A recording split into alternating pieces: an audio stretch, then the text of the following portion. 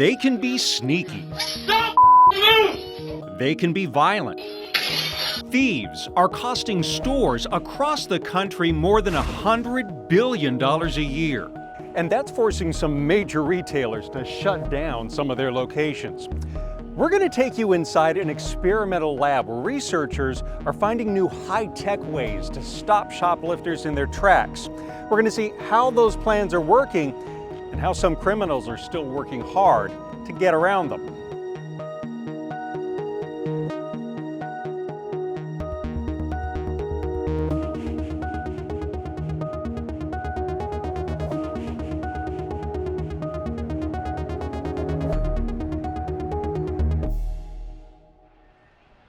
You would never guess that inside an office building on the campus of the University of Florida, and we're in a department store. There is a department store.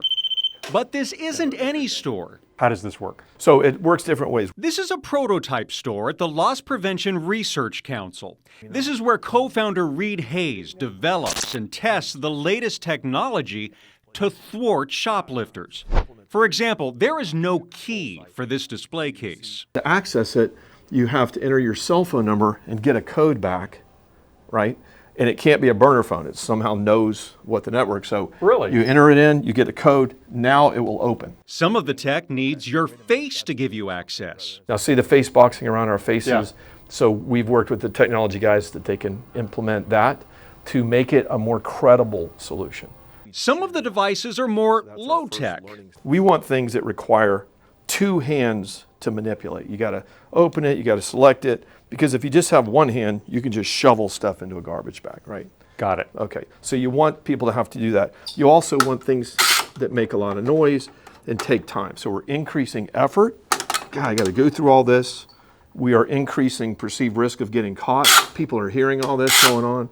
And sometimes Hayes says you need to think like a bad guy. So it's called a magic bag. It's what some boosters or shoplifters use to carry out goods, but what they'll do is try and defeat electronic tag systems by lining this with foil.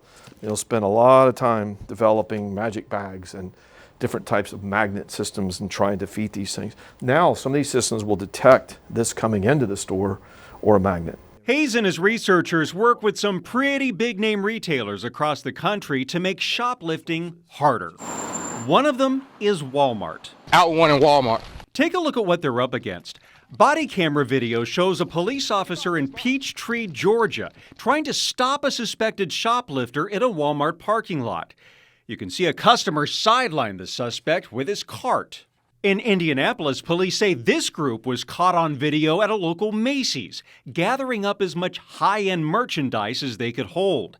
They then walked out the front doors and stuffed it all into their car. They're trying to get in and get out without incident because they are literally trying to steal tens of thousands of dollars worth of product per day. Unfortunately, it's a arms race. So every time we come out with a new gadget, there's another way of defeating it that comes out.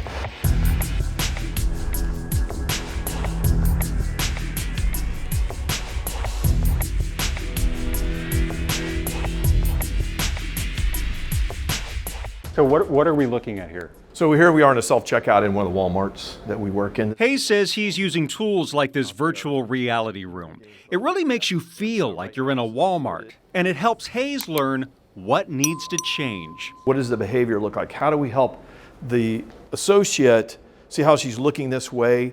Because one thing we learned was how to turn her workstation and things so she's oriented to help here. Think about football coaches or whatever. They sit there and run back and forth video of every play and every player, and you know that's just kind of the same concept. This is your Monday morning quarterback. Yeah, exactly, exactly. And Hayes says that quarterbacking is helping to stop shoplifters, and it's high tech that's watching you. Now, if something happens, cameras will swing in that direction, will track now that individual. And he says the bad guys are evolving with that technology, so they're having to stay one step ahead. The end game is to protect people, places, and property with people first. Be sure to subscribe to Solutionaries to see all our latest videos right here on YouTube.